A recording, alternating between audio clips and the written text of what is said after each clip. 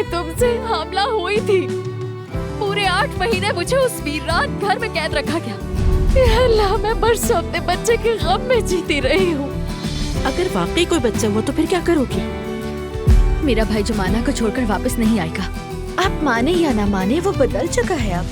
आपकी भी तो एक बेटी है ना, अगर जोया ऐसी कोई हरकत करे तो। मैं तुमसे मिन्नत करती हूँ उमर, अल्लाह के लिए मेरी मदद करो। मुझे जुबैदा के सामने ले जाओ उमर। आयशा, मुझे तुमसे बात करनी है। आयशा, मेहमद, यहाँ से चले आयशा, जाओ। तुमसे बात किए बगैर मैं यहाँ से नहीं जाऊंगा।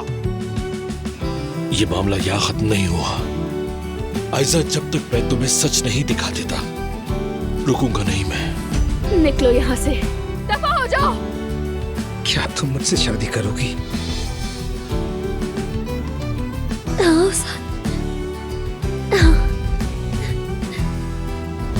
बच्चा क्या अभी भी जिंदा है? हाँ, जिंदा है, जिंदा है वो। एलिफ,